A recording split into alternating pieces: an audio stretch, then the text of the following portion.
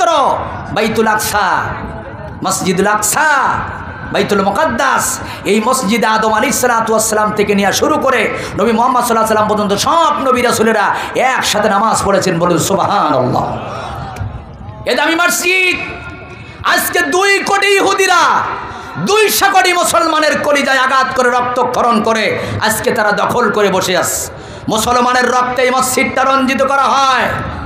এখান থেকে 1,500 বছর আগে আল্লাহর নবী বলেছেন, আমার সাহাবীরা এক সময় মুসলমানেরা খড়কুটার মতো ভেসে যাবে। দস্তারখানা খুঁড়ে একদল আর একদলকে যেমন ডাকতে থাকে সেভাবেই কাফের বেঈমানগুলো ডাকবে, তোমরা এই মুসলিম রাষ্ট্রটা খাও, তোমরা এটা টার্গেট করো, আমরা এটা দেখতেছি।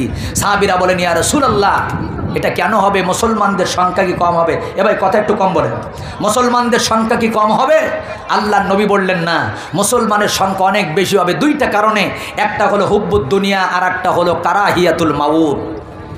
1 নম্বর হলো হুব্বুদ দুনিয়া, এদের দুনিয়ার মহব্বত বেড়ে যাবে। জলে বলেন কিসের মহব্বত বেড়ে যাবে? দুনিয়ার মহব্বত বেড়ে যাবে। 70-80 বছরের নামাজির বয়স, এখনো পর্যন্ত লোকের জমির আইল কেটে কেটে ব্যাখ্যা করে, আর মসজিদে এসে কয় কাতা সোজা করে দাঁড়াও। কথা বলো ঠিক কিনা?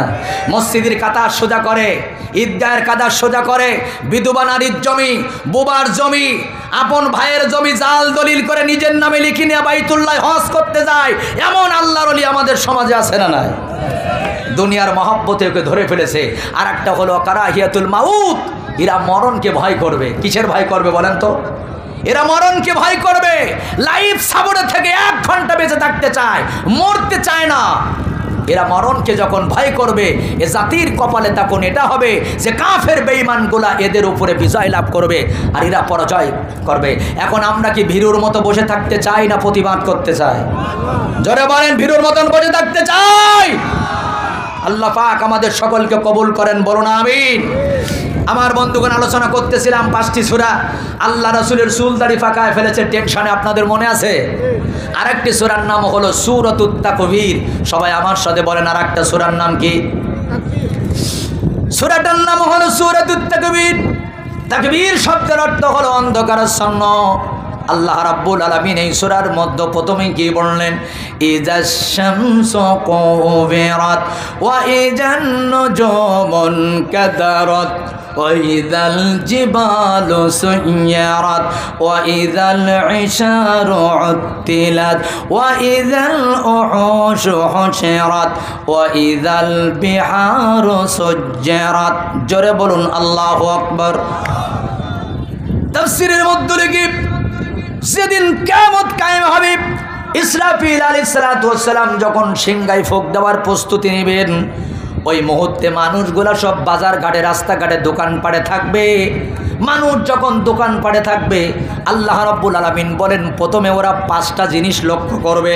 1 নম্বর হলো ইজাশ শামসু কুবিরাত, আল্লাহ পাক সূর্যের কাছ থেকে আলো কেড়ে নেবেন। কার কাছ থেকে আলো কাড়বে? 2 নম্বর হলো ওয়াইজান নুজুমুন কাদারাত, আকাশের তারকাগুলো ঝরঝর করে জমিনে পড়তে থাকবে।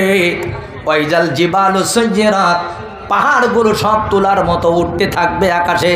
ওয়াইজাল ইশারু উত্তিলাত, 10 মাসের গর্ভবতী উটকে তারা অপেক্ষা করবে। আরবের সবচেয়ে দামি সম্পদ হলো 10 মাসের গর্ভবতী উট। ছটপট করবে, ওটা দেখার সময় আর মানুষের থাকবে না। ওয়াইজাল ইশারু উত্তিলাত ওয়াইজাল উহুশু হুশিরাত, ওই বন্য প্রাণীগুলোকে আল্লাহ একত্রিত করবেন। যে বাঘ দেখে আমরা ভয় পাই, যে সিংহ দেখে আমরা ভয় পাই, তাফসীরের মধ্যে লিখি ওই জঙ্গল থেকে বাঘগুলো লোকালয়ে প্রবেশ করবে, সিংহগুলো ভাল্লুকগুলো লোকালয়ে প্রবেশ করবে। মানুষের কাছে এসে জবান ছেড়ে দিয়া বলবে, আমাদেরকে বাঁচাও, আমাদেরকে তোমরা রক্ষা করো। আল্লাহ পাক বলেন ওয়াইজাল উহুশু হুশিরাত ওয়াইজাল বিহারু সুজ্জিরাত, এবং সমুদ্রের ভিতরে আগুন জ্বালাবেন কে? আল্লাহ রাব্বুল আলামিন বলেন সমুদ্রের ভিতরে অগ্নি উত্তাল করা হবে। আমার মুসলমান ভাইয়েরা, এই 5টি জিনিস মানুষ লক্ষ্য করবেন। 5টি অবস্থায় মানুষ দৌড়াদৌড়ি করতে থাকবে। শুধু তাই না, আল্লাহ রাব্বুল আলামিন বলেন ওয়াইজাল মাউউদাতু সুইলাত বিআইজি জামবিন কুতিলাত, ওদিন জীবান্ত মেয়েগুলোকে কবর দেয়া হয়েছিল। ওই জীবান্ত মেয়েগুলোকে আমি সেদিন জীবান্ত উঠাবো। বিআইজি জামবিন কুতিলাত, এবং ওদের কাছে জিজ্ঞাসা করবো, এ জীবান্ত মেয়েরা, তোরা জবান খুলে খুলে আজকে বল, কোন কারণে তোর জনম দুঃখিনী মা তোর বাবা জীবান্ত মাটির তলায় তোদেরকে পুঁতে কবর দিয়েছিল, তোরা জবান ছেড়ে দিয়ে আমার কাছে আজকের এটা নালিশ কর। এ কি মোল্লার কথা না আল্লাহর কথা? তাফসীরের মধ্যে লিখি কিয়ামতের ময়দানে জীবান্ত মানুষ আমার ভাইজান আল্লাহ রাব্বুল আলামিন ওই মেয়েগুলোকে উঠাবেন কেন? আমরা অনেকেই জানি না ছেলে হওয়া রহমত আর মেয়ে হওয়া নিয়ামত। আল্লাহর নবী বলেছেন আল্লাহ পাক যার ভালো চায়, যার মঙ্গল চায়, সর্বপ্রথম তার ঘরে প্রথমে একটা কন্যা সন্তান দিয়ে দেয়। আর একটুখান সুবহানাল্লাহ। কন্যা সন্তান যখন দুনিয়াতে আসে বরকতের দরজা খুলে নিয়ে আসে। আমি নিজেই দেখেছি ব্যবসা বাণিজ্য ভালো না, ইনকামের সোর্স বেশি ভালো না, আল্লাহ পাক তার ঘরে কন্যা সন্তান দিয়েছেন। ওই কন্যার বরকতে ব্যবসা বাণিজ্য তো বেড়ে গেছে যে লক্ষ লক্ষ টাকার মালিক হয়েছে। কথা কোন ঠিক কিনা? তারপরও আমরা এইটা বুঝি না, ছেলে হওয়ার পরে 3 মণ জিলাপির অর্ডার হয়, আর মেয়ে হওয়ার পরে 2-1 মুখ হনুমানের মতো কালো হয়। কথা বলেন না কেন?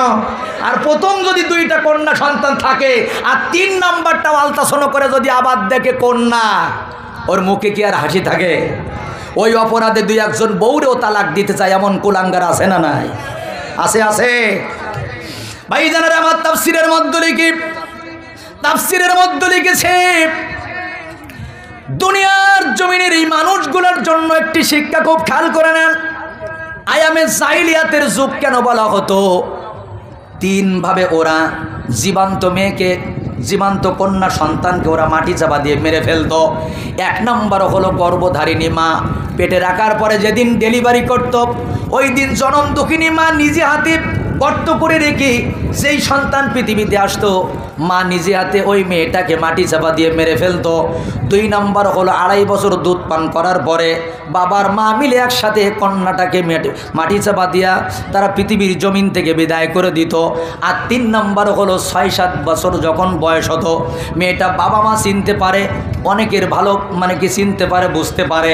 একটু বড় হওয়ার পরে বাবা একদিন বলতো ওরে একটু গোসল করে সাজায় দাও, নানার বাড়িতে বেড়াতে নিয়ে যাব।